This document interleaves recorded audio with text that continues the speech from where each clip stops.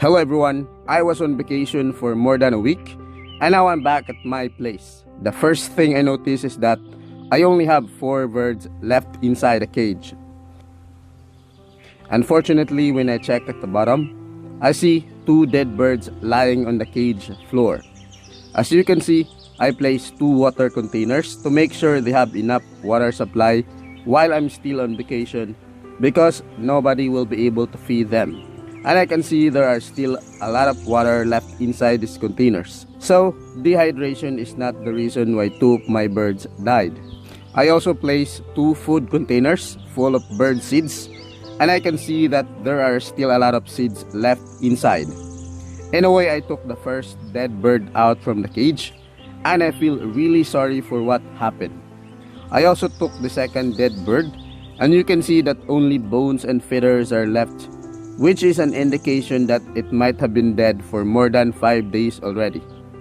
I've checked the remaining finches, and what I found out was devastating because one of my bird's feet is cut and now the bird is struggling to perch well.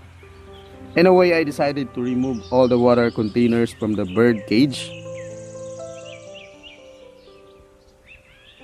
I then wash and rinse the container thoroughly without using any soap, and fill it up again with fresh water. Since I'm at home now, I will be using 1 container again as usual. I also took 2 food containers out from the cage, and you can see that there are still a lot of bird seeds left inside this container. So I blow an air to the container to get rid of the empty bird seed shells, and I can see that there's still a lot of bird seeds left in this container.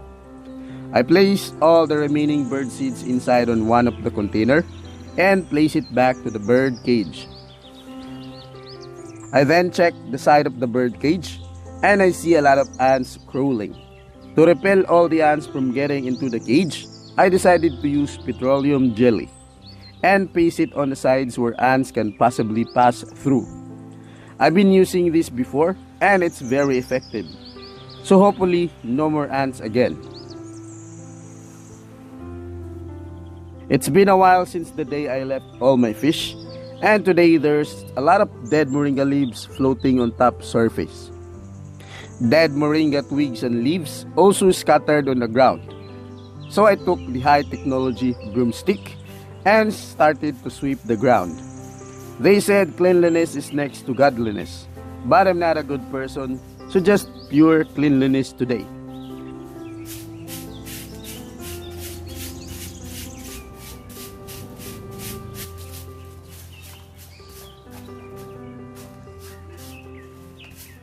Some of my aquatic plants like this water hyacinth that I placed inside this container have dried out and now it's dying already. So I decided to water it right away using the water from the tub.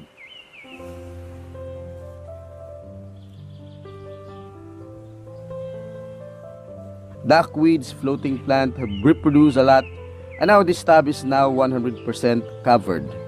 So today, we're going to get rid of some of the floating plants out from the tub. In this tub, I saw a lot of algae have grown out of control, almost covering the entire tub. Luckily, my Daphnia culture is still here and I can still see a lot of them thriving in this container. Floating algae have grown as well, almost covering the entire tub. One of my guppy tub is leaking and we are super lucky that there are still few water left inside, or else all guppies will be dried out in this tub. Most of my guppies are still active even though they haven't eaten for more than a week now. My largest tub, which contains juvenile full gold guppies, are still very active and I don't see any dead guppies. But they are very hungry at the moment. Last time I placed a small floating algae in this tub and now it has grown very healthy already and it helps to maintain the ecosystem. In addition, guppy grass plants have grown very well and I can see a lot of them already spread at the bottom.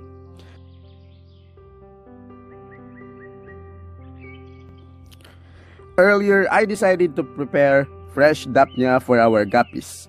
It's been a while already, so I'm pretty sure they are very excited to eat fresh dapnya again. My juvenile purple mosaic guppies loves to eat fresh dapnya. Next tub contains my juvenile Santa Claus guppies, and they gather on top surface right away. These are my newly bred black rose guppies, and they also love to eat fresh dapnya. These are my male beautiful juvenile Santa Claus guppies as well. Last time we were able to release Dumbo Ear mosaic guppies, and these are the only males left at the moment, so they will become my breeders in the future. My largest tub contains my juvenile full gold guppies, and you can see that they are very hungry at the moment. Juvenile guppies need to be fed a lot so they can grow quickly. I also feed my other tubs which contains yellow tiger mosaic guppies, my purple mosaic guppy breeders, my beautiful full gold guppy breeders, my cute dwarf koi guppy breeders, my beautiful yellow tiger mosaic guppy breeders are very hungry at the moment. I also feed my female Dumbo Ear mosaic guppies in this tub. My stunning Santa Claus guppy breeders,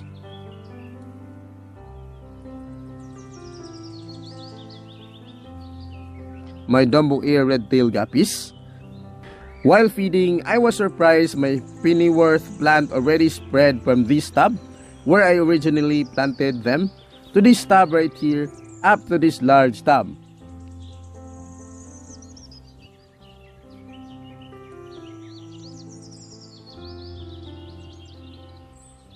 Anyway, let's continue feeding my male and female Sabadol full gold guppies in this tub, and my male dwarf koi guppies in this tub as well.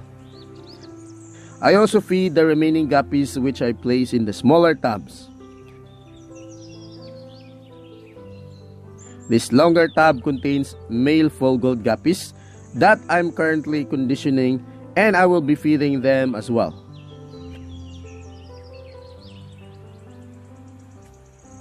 I also feed my female dwarf koi guppies in this tub and female Dumbo Ear red-tailed guppies in this tub. Before feeding the guppies inside this tub, I decided to take out some of the floating plants to give space on top surface so guppies can feed well. And now it's time to feed the remaining dapnya to my male Dumbo Ear red-tailed guppies in this tub.